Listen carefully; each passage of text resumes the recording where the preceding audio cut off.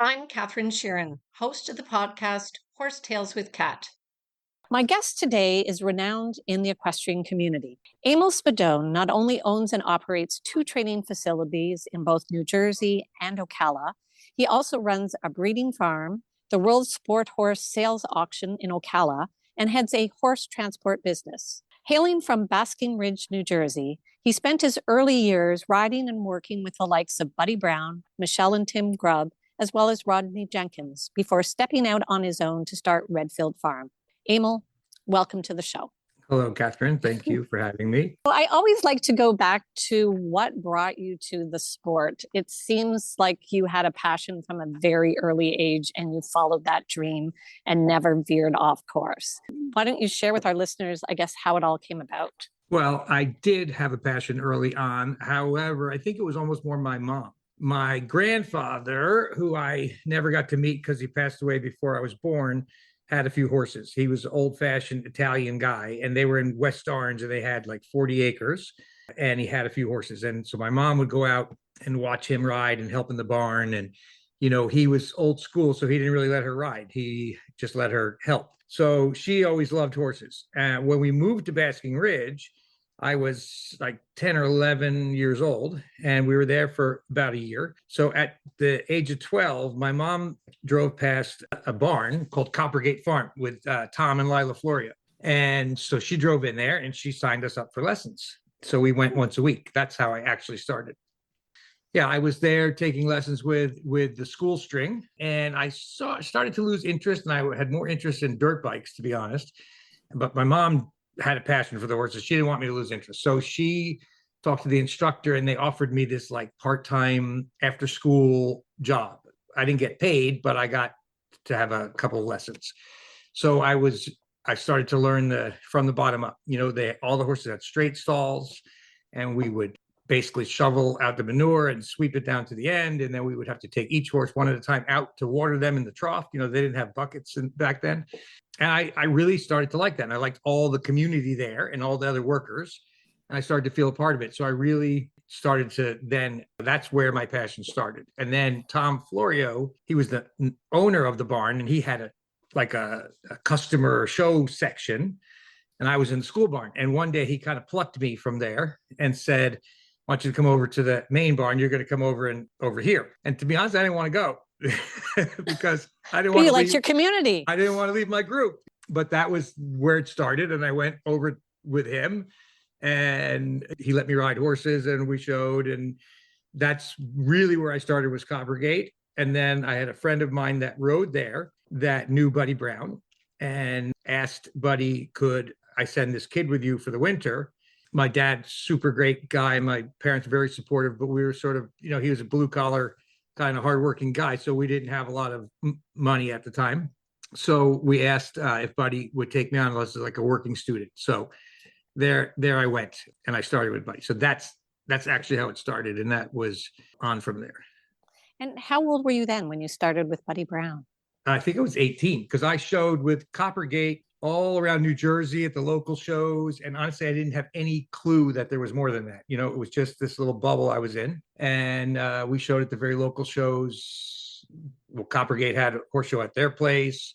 We showed it at Four Seasons. We showed it at Gill St. Bernard School. They had a show. Anyway, there was a bunch of different shows that we went to. Sandy and Barry Lobel, they had ABS at the time. They had a show.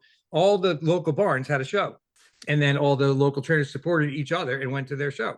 So and then it was like a big thing to be like New Jersey something, you know, you knew, and NJHSA, you would win awards at the end of the year for whatever divisions you were doing or whatever.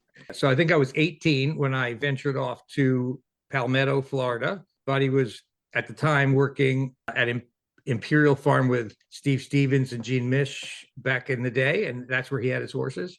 And that was my first season, was with him down there. And so it's interesting because I didn't know you in your early years, so I think of you so much as a trainer, but you were a rider. I did ride. I mean, like, to be honest, I loved it, and I rode, and I was competitive for a period of time in my own league, so to speak. I learned fairly early on that I loved the sport and I loved the business and I wanted to stay in it. And I also kind of came to the reality that, maybe I wasn't the talent of Rodney Jenkins or Katie Bourdon, somebody like that. But there were other ways to make a living in this industry and still be involved and enjoy it. Well, and it seems like you had quite a passion for the training from an early age, from what I understand. So at what point did your mother open some sort of training facility? Yeah, I think that was, we moved out of Basking Ridge to Califon 1983. And I was working, I think at that point, for Tim and Michelle Grubb. And my mom bought a house with some property behind it and then slowly put up a little 4-stall barn. And little by little started to build it up from there. I worked also for Mike Hennigan for a little while as a rider. And then eventually I kind of branched out on my own. And I had a couple nice customers. I had the Ellingtons. Kerry Ellington was a great young rider. Darren Graziano, who's still very involved in the horse business today. He was a client when he was a kid. So I started with a couple good people. Carrie did quite well. Like, her parents really supported her, and she did well in the junior jumper. She did well in the equitation. We had a couple of nice horses for her. So I kind of built it up from there. But even as a trainer, I still looked back to my people for help. At one point, and I can't remember the years exactly, but at one point, I had a friend of mine that was training with Rodney. That's how I met Rodney. And I was sort of just helping this friend of mine on the ground with grooming and stuff. And then Rodney said, why don't you get on a horse and come in for the lesson? So I was like, okay. But like, I didn't really, like, he just invited me, and he was that kind of person. He was such a nice person. He sort of saw me standing around and said, come on. So then I joined in, and I don't know why, but he seemed to take a liking to me, and he helped me on and off after that. And when I was a young trainer, I would take like 4 horses at a time, and I would ship to Virginia. And I would stay at his house. The horses would stay at his barn, and I would help him with anything he needed. And then he gave me lessons on my horses, and I'd stay there for 3 or 4 days at a time. So that was an experience that, I could never get. It was amazing to have that. So that definitely helped me out. I mean, I think I learned so much from all those people, Buddy, Tim, Michelle, Rodney, just to learn what they did. They were all my idols. And honestly, they're still my idols. So to learn from them and then be able to like pass it on to my students, I think that was the way it went. I think it's so interesting because I find most people at your level continue to be a student of the sport. That's something I hear from so many people, that they're always continuing to learn. They still have people that are their idols, and that they never stop investigating because they want to get better. So I was curious, so who today would you say inspires you as a trainer, rider, or both? Well, I mean, honestly, I'm in awe of some of these riders today. Like, it is just amazing to me when I watch. They're much younger than me. They're kids in my eyes, McLean and Kent, to watch what they do and watch their system. And I've had a couple conversations with Kent about how he trains. It's just, I find it so interesting. And you see how the sport has evolved. Like, obviously, early on, thoroughbreds were like the biggest thing for the US. And then everything changed to warm bloods. But now, if you look at it, granted, they're still warm bloods, but they breed them with so much more blood. They're aiming backwards a little bit towards their warm bloods that are bred to jump, but they have blood like thoroughbreds. And you see these horses, these modern type horses that are so aggressive. So it's nice to see how the whole sport has evolved, and watch these people continue their education, my education, by watching them. That's a really good lead in for your breeding business, because I don't know at what point that started, but I think from what I understand, that is a big passion for you. So where did that all come from to work with your training? Well, along in that story somewhere, I started to go to Europe. I saw these horses, some of these amazing horses that, like, Rodney had this horse called Gusty Monroe, and he had another horse called Czar and another horse called Playback. And, they were all imported. So I started to think, where did these horses come from? So I honestly feel like I wasn't a pioneer. I was a pioneer for my era, for my group. And I told my friend, like David Raposa and Jimmy, I was like, Jimmy Toronto, I was like, we got to go to Europe. We got to go find these horses. Gusty Monroe, he cost 7,000 guildens back in the day. Like, that's nothing. And anyway, so it was like an opportunity to go and try to scout out horses and bring them over. So we started to go horse shopping in Europe. And then luckily, another gentleman who you should interview at some point, David Hopper. He's getting older now, but he's a very smart, amazing trainer. Another person I've tried to learn from. He introduced me to Paul Hendricks. He and Paul have done business for years and years. And he said to Paul, hey, I got a good guy for you. He's a nice kid. You guys should work together. So I went and I met Paul, and Paul gave me a horse to sell. I flew it over. He owned it. So I took it on the cuff, if you will. And I remember we joke about this. I gave him the check. He came to visit in Ocala at the old showgrounds, and I gave him the check for $14,000 that I sold the horse for.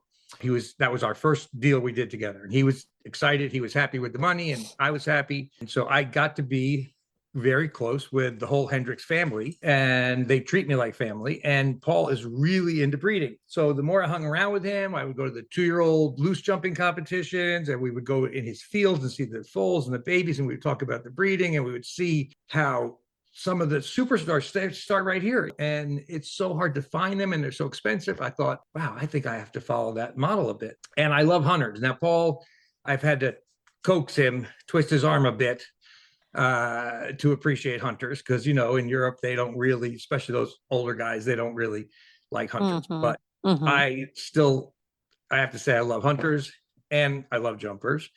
And I think that nowadays the sport is totally separate. Still a few old timers. Back in the day, Rodney Jenkins could win a hunter class as quick as he could win, as elegantly as he could win a jump off in the Grand Prix. Katie Monahan, the same, Leslie Burr. They could ride hunters and jumpers, and they did them both. And I still, I have a passion for hunters. I really love them. So I thought, okay, I'm going to try to breed hunter. I got a stallion. I got this. My first mare was by Claire LaBriere, and she was a horse we showed and a customer owned. Megan McGuire owned her, and we showed her for a while and then sold her. But I did embryo transfer because I wanted to get more babies. So I think I got like 9 babies out of her. Anyway, then I got a stallion out of her that I kept, and I got him approved, and I still have him to this. I sold him to California to Archie Cox, but then the people, they're super nice people.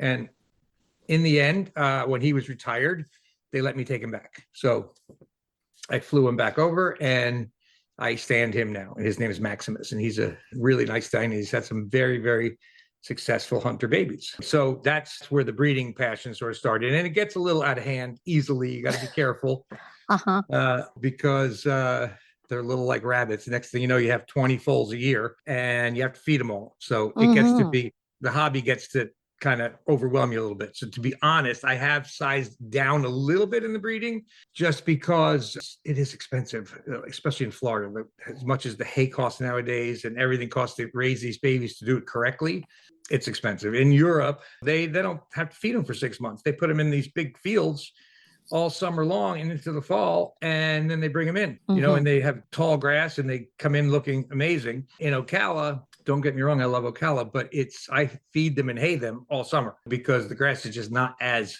great. So there's not a lot of nutrition in it. Yeah, exactly. And to get hay to Florida, you have to ship it in from Ohio or Canada, or it's expensive to get it here. So I have sized it down a little bit, but I still really love it. I picked my favorite mares, and decide if they're jumpers, I go for a jumper, and if they're hunters, I go for a hunter. And sometimes you get a good one, and other times you don't. And I feel like as long as if they're 4 years old and they're not really cutting it, I sell them reasonable to a little lower level.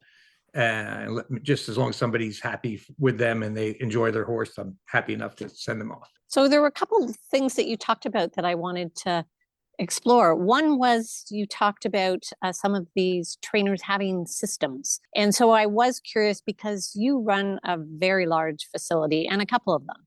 So I wondered, do you have a system? Because it would seem to me, because as well you're from the old school, that horsemanship's probably very important to you. And that's something that nowadays is not so common. So I wondered, what's your system and how do you get people to be doing it the way you want it? Well, I mean, honestly, I feel like repetition is key with training for both the horse and the rider. We practice. We always seem to try to practice the weak parts, and the strong parts strengthen themselves. So the weak parts need help. And I'm very big on, I like good flat work, especially with the students.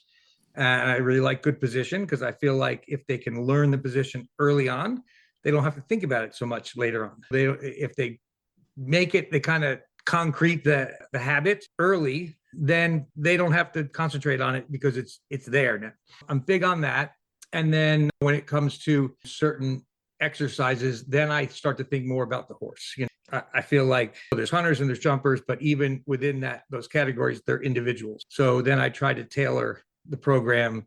I do have certain exercises that I like and I use consistently for the majority, but for the most part too, I try to separate them out a bit. And depending on the horse, we tailor the exercises to make that horse stronger. And then I was curious, how does that also apply to horse care? Because I was thinking when you're managing so many horses, just to keep them all sound and healthy. Yeah, that part can be challenging. And when you have a lot of horses, you have something every day. Our vet is that at the barn almost every day, which is also costly, but it's hard. You need good people. Like I'm so thankful for my staff because they are on top of the horses and they're on top of me.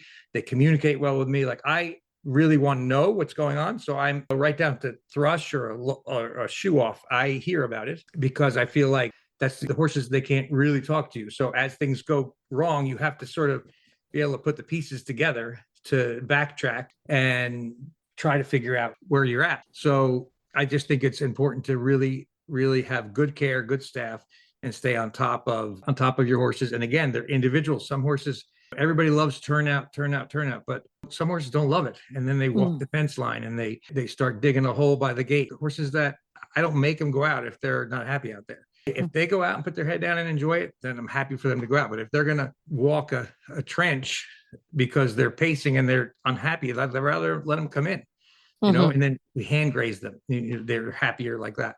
So just all the things we do to try to keep them healthy and happy and sound, because if they're sound and they're healthy, that helps keep them happy. And you want a happy horse to, because then they work for you. I love that you're just saying that, because I think that's sometimes lost on people, that it really is about them being happy. You want them to want to do the job. And if they don't want to do the job, it's not a good situation. So I just love that that's coming from someone at your level with so many horses. And would you say that you felt that way always from the beginning? It's just sounding to me, I have to say that I recently interviewed Cullen Drescher, and she's so much about her horses being happy. That's kind of fundamental in everything she does. And I feel like it's kind of something inside you when you have that. So do you feel like you always felt that way about the horse? Yeah, I think I maybe went through some stages where like I was a little stronger hand in a way, a little more of a disciplinarian,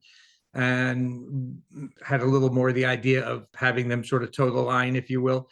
But I just think that through the years, I've become much more flexible. And I realized that if the horse wants to do the job, it's way, way better to work with than if you force him to do the job. You can force a horse to do something, but that doesn't mean he's going to want to do it the next day. And you might have to force again, and he's not going to do it as well as he could if he was wanting to do it. So I just feel like you have to figure out a way to make them comfortable and make them relaxed. And then if they are, and they're willing to work with you, then you get so much more out of it. I think I've just learned that through the years. Yeah, I wondered if being so involved now in breeding as well, whether that would make you more acutely aware of the differences in personalities simply because of what you've seen. You can see early on differences in personalities for sure. And I will say with the babies, you have to sometimes have a little bit of a stronger hand because they will climb all over you, or there's a line, like you want them to be happy, you want to treat them well, but they also have to realize that there's a certain line they shouldn't cross. You know what I mean? They have to have a little respect. They have to kind of know who's boss. And then life is good. Then they get rewarded for that. And we always treat them well, but you can tell right away. There are some that are just sweet and easy and follow you like a puppy. And there are others that are either scared and run to the corner of the stall, or they want to turn around and kick you. Yes, they're definitely individuals. That tells you that. And they all have their own little nuances to try to figure out how to make them happy and make them work for you. Well, I also wanted to touch on you working with Paul Hendricks, because it's interesting for me. My very first nice horse actually came from Paul Hendricks. He was a 4-year-old, and it was Luke, his rider's horse. And so I had the opportunity to go over and see their operation. I mean, it was mind-blowing for me. That was 25 years ago. And I would say I really felt like they were so passionate about what they do. How did you continue to build from that first experience, I guess, importing with them? And then how did that, I gather, ultimately lead to you having started a horse transport business because of all of this? Well, I don't know. I sometimes feel like Paul and I are the same person. He's too easy. He has a hard time saying no to people. Like, honestly, I'm exactly the same way. I hate to disappoint people. I really have a hard time saying no. He is the same. He's just the nicest, kindest person. And his family's also that way. Emil is his little bit older brother, and they have an amazing partnership. They work together for all these years, and that's hard to do with family. And we just really hit it off. And after we sold that first horse, there's a funny story. He sort of bought me from David Hopper. He told me, and someday I'll get you to interview him and he can tell you the story, but he's old school. So when David sent me there, the first horse I bought, David got a commission. And it's not a lot, but it's a thank you commission. And he pulls old school. So in his mind, every horse Emil buys, he has to pay David. Wow. So he said he had a good feeling about me. And he and David had a deal going. They sold a horse. His share was going to be $30,000. And he said to David, I want to make a deal with you. And he said, what? He said, you keep my $30,000, one-time payment, I get Spadone, and I don't have to pay any more. And David jumped on it and said, amazing, I'll take it. But then the year right after that, Paul and I did 60 horses together. So we laugh about it because it was a good deal at first, but David would have actually made more. Even if he got 1,000 a horse, he would have made more if he didn't take the deal. But anyway, and Paul and I have been super strong ever since. He made me earn my 30,000, I guess. We've been that close ever since. And David Hopper as well. I mean, I have 2 horses with David right now. I mean, he just had heart surgery, by the way, and he's doing great. Oh, wow. But yeah, he's also an idol of mine. He really is. Yeah, that's how it came. And then I became friends with his kids and his brother. And, very sadly, his wife just passed away. I was there for the funeral, and they have a horse sale. If we want to touch on the horse sale. Yes, we are going to talk about that. They have had for 20 some years now, Dutch sport horse sales. And I only missed one year during Capital Challenge. And I had the iPad open, and we still bought one from Maryland. We ended up buying one online. Out of all the years I've been there, every time except one.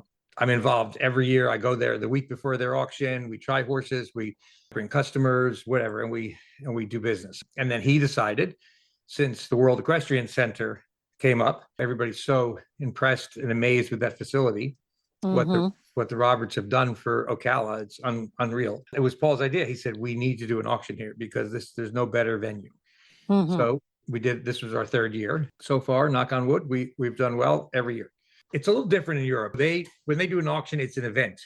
The horses are almost, they're not secondary because they're an important part, obviously, for the owners of the horses, but it's an event. There's 12 horses for sale. There's only 12 people going to buy, but there's 400 people come. And they get dressed up nice, and there's entertainment, there's music, and there's a charity that gets donated to. And then there's, like, at WEC, they had beautiful hors d'oeuvres, dinner, drinks, dessert. So it's really an evening that the whole thing is an event. And Janu is Paul's daughter. She runs Hendricks events, and they have a horse show, and they do the one main auction. They do some online auctions. And she is also basically the boss of our auction here in Ocala. Oh, okay. Yeah. So they do an amazing job, and they wanted to have the auction here exactly like there. And I have to say, people love it. People love it. They come and they really enjoy it. And everybody that comes tells me that I had a great time. I get a horse, but thanks for having us or whatever. So it was cool. And it's like a 10-day affair, is it not, in total? Well, yeah, sort of. Well, for us, it's a few month affair because we're, once we pick out the horses and vet them and whatever, then we have to fly them here. Then we get them here. Then, yes, then there's like we have trials at the farm before we even get to WEC, and then photos and videos and all that. Then when we get to WEC for that last week, there's trials right there on the grounds. And we have like 2 little parties before the auction. So there's a viewing day, which is like a little party with hors d'oeuvres and all that while we show the horses to everybody.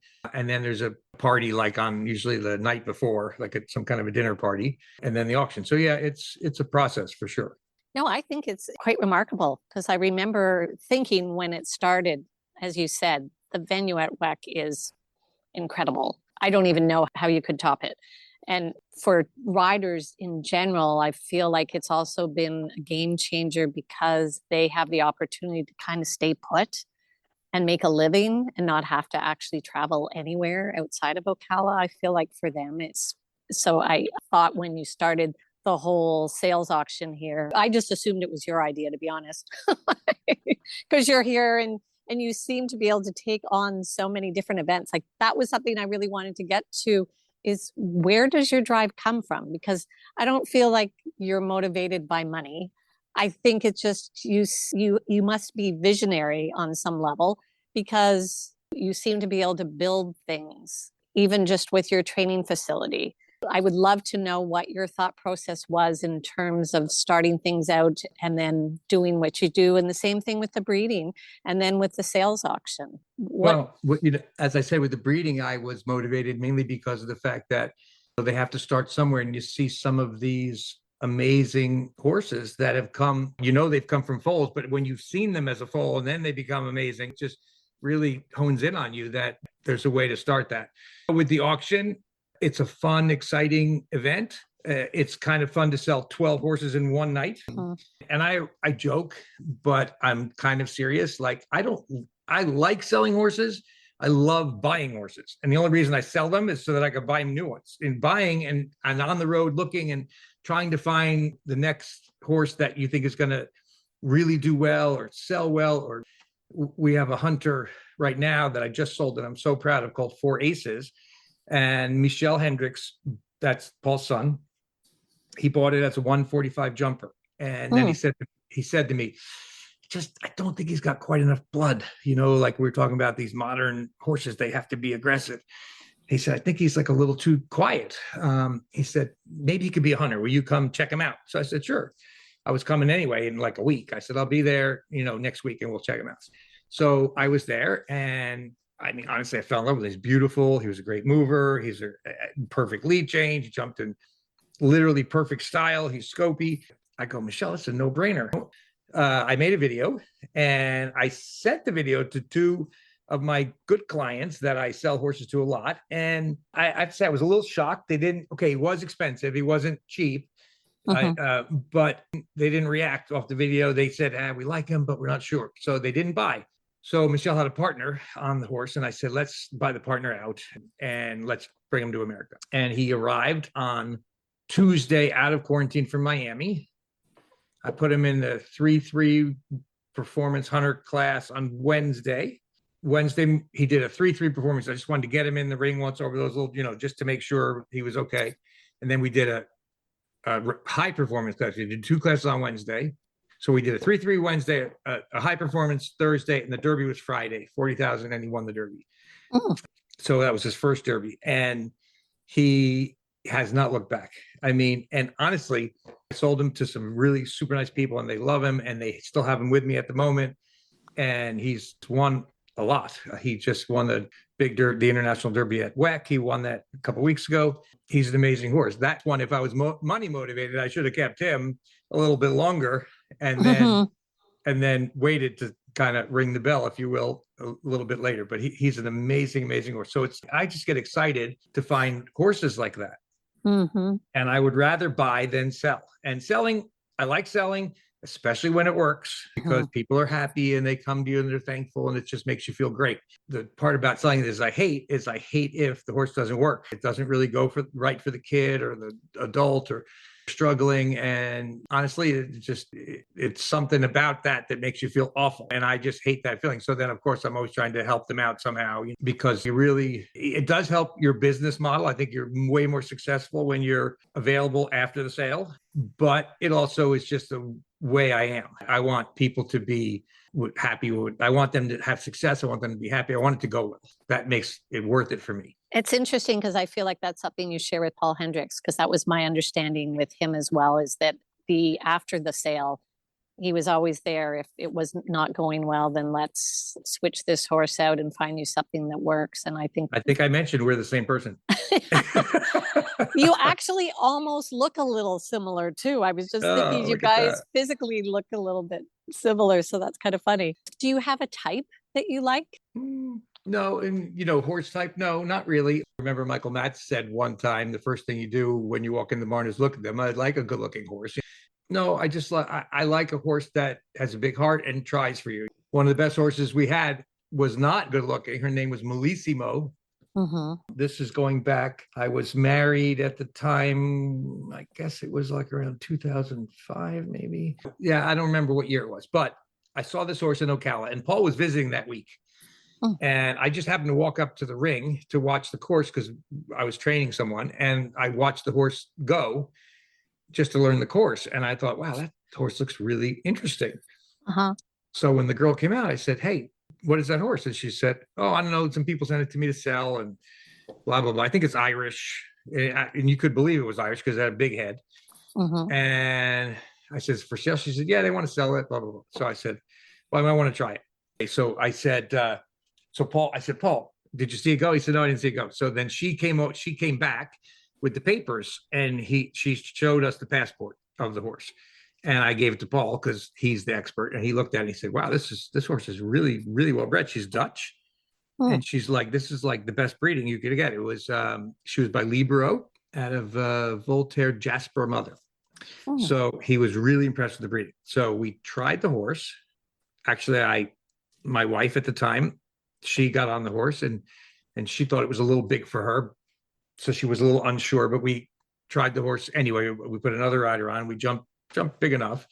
So Paul and I ended up buying the horse. And he said to me, give your wife a couple of weeks, see if she gets used to this horse. This horse is really good. And if not, we'll fly it to Europe and we'll put Joost Lansing on and we'll go from there. So we were excited about this horse. We bought it in Ocala. And her name was Melissimo, and she turned out to be amazing. Michelle went to 2 World Cup finals with her. There was a story. I was proud of this.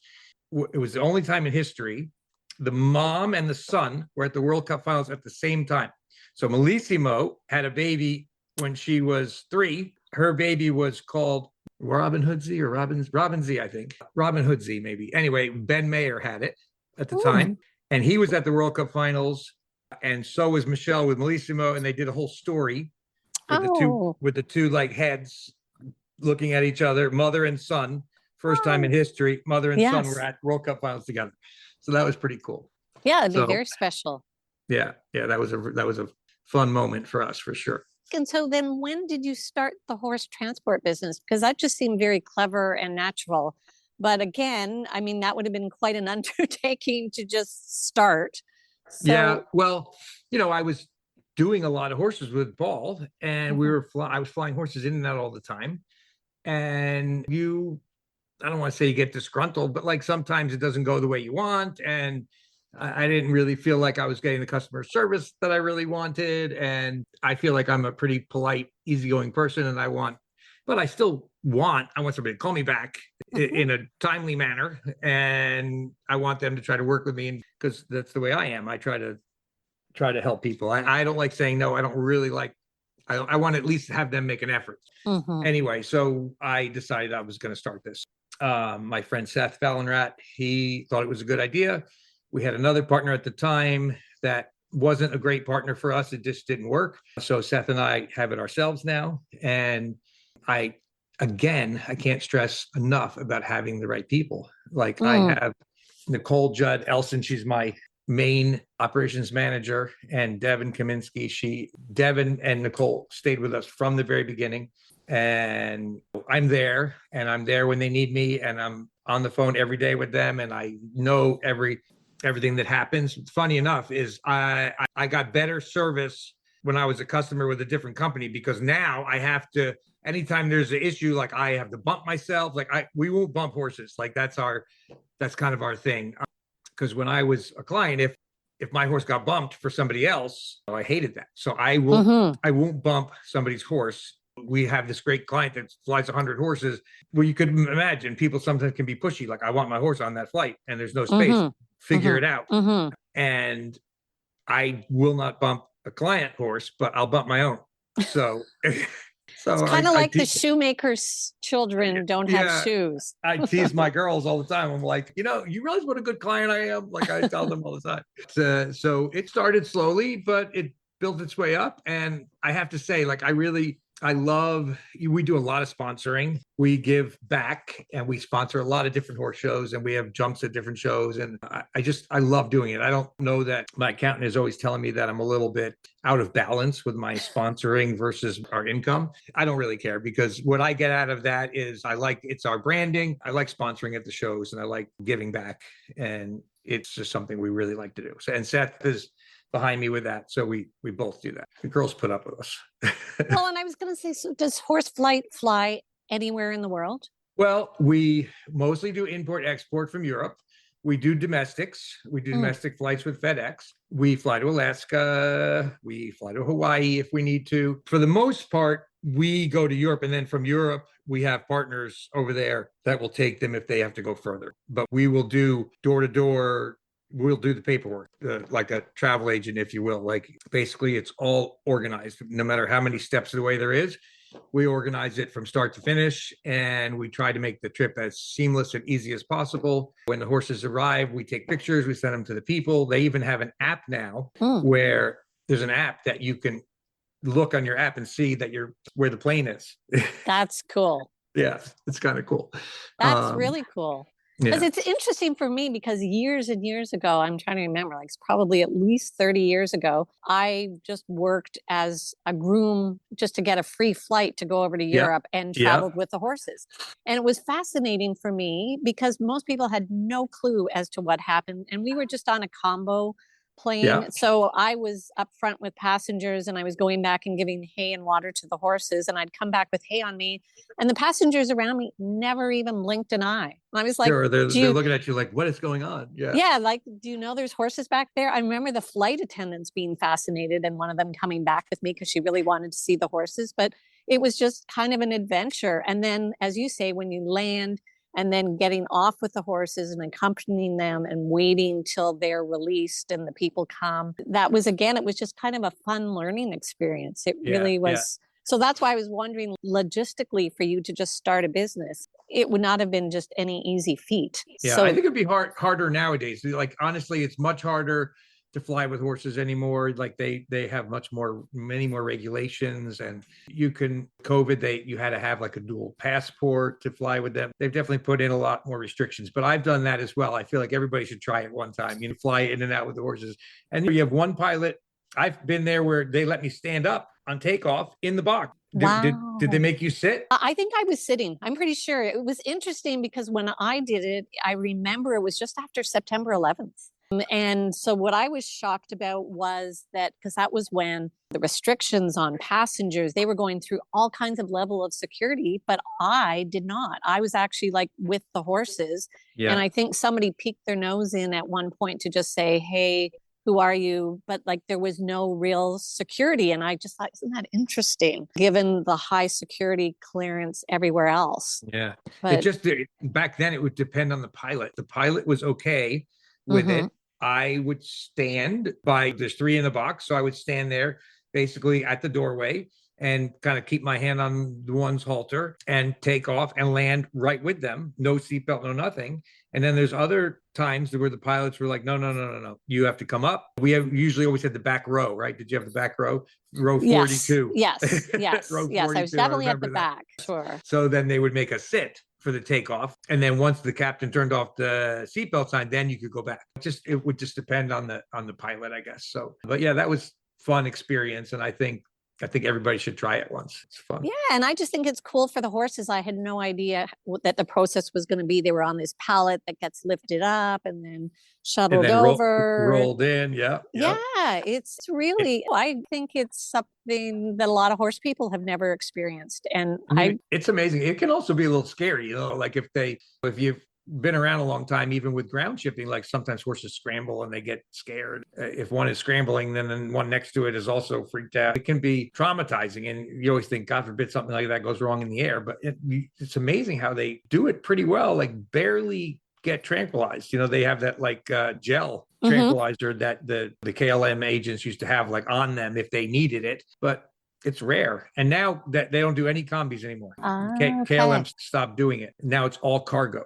That's also why it's harder to get on as a groom. Oh, do horses have to equalize? Because that's what I thought about. Me taking off and landing, my ears have an issue. Do horses? I mean, you would imagine. You would imagine. And yet none of them seem to complain. So I just thought, but I just think that's really fun that you do that. Yeah, it is fun. And then at the end of the day, how do you manage, just your day-to-day schedule? Is there somebody that kind of has a schedule set up for you, or are you? Well, Mari's my manager, Mari Wilbur. She and her husband both work for me. Dave's a rider, and she is like my right arm for sure. She helps me with everything.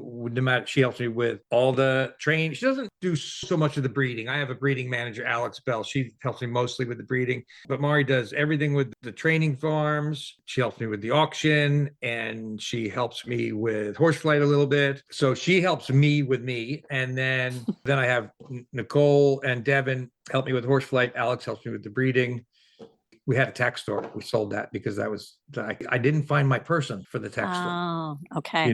Like I had a few different people and they were fine, but you need somebody it's hard to find somebody that will do the job the way you would do it.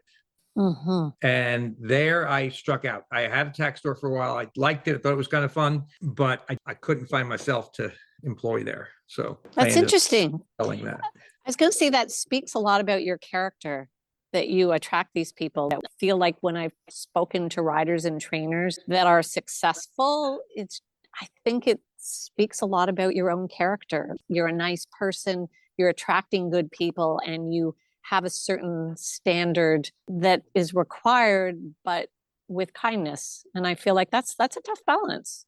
So so that's just an observation. I'm fortunate that it works because it does so far. Yeah. So I was going to say, Beef, I know you've probably got 1,000 things to do. I just sort of wanted to end with, what's your favorite thing about what you do? And is there anything kind of on your bucket list that you haven't achieved with training, breeding, that you'd like to see happen? Well, not too much on the bucket list. One thing I should probably mention is for 6 years, I don't know if you ever remember Cassandra Kale. She worked for me for 6 years, and she was amazing person, amazing human being, amazing rider, lovely, lovely, wonderful person. And she had a very serious fall, and unfortunately she can't really ride anymore. She's now very happily living in Europe with her boyfriend, and she helps Desiree Johnson a little bit with some bookkeeping, and she might hack a horse every once in a while, but professionally, the riding competitively, that's no longer there for her. But wonderful girl. And what I loved in that time was competing, and I haven't really found it since, Cassie, but I love it. I'd like you partner with somebody like the rider and the trainer together, and you work with the horse, and I feel that a bit with Brian, and Brian Figus rides 4 Aces for us. I feel that a bit with Brian. You get pumped up for the competition, and you get the thrill of victory and the agony of defeat. For sure it happens, but I definitely still get kind of excited for that. I haven't found it like with Cassie. I had it on a regular basis. It was like week to week to week. She had a really nice string of horses, and we were on the move. Like, I really feel like we were going somewhere. It was just such a shame that she got hurt, but that was a time of my life that I just loved showing. I loved competing. I haven't found that again. I'm not totally sure I want it anymore. Slowing down a little bit. I'm starting to enjoy some other things outside of work. but that would say probably still would be my favorite thing is when we go to the show and we compete. Well, I think I'd like to check back with you in a year because I feel like you just might have someone come through and Yeah. never hopefully. say never. I say this because I myself, when I got my last horse, I kind of didn't expect to find kind of my dream partner at this age. Yeah. Yeah. And then he appeared and it was kind of like, okay, this is what I want to do this again. So I feel like there could be somebody, yeah, that's No, there, still I, coming. I guess I could recharge. But yeah, we'll see. We'll see. I guess we'll see. We'll talk again in a year and we'll see where we're at. If I have a golf hat and a glove or something. Oh, goodness. Well, I want to thank you so much for sharing your story. It was great to get to speak with you. And I know it's a big deal because I know you're always on the move. So I was just lucky that you happened to have a little bit of downtime because of your surgery, but it doesn't seem to be slowing you down much. So I'll just say, take care. Thank you for having us. I honestly feel honored. I've looked over your episodes and I'm with a really great group of people. So I already listened to half of Katie's. I can't wait to listen to the other half. And then I'm going to listen to PZ and Callan and everybody. So all right. Sounds good. Excited. All right. Thank you so much. You're welcome. Take care. If you'd like to learn more about the show or upcoming guests, please follow us at Horse Tales with Cat on Instagram and Facebook.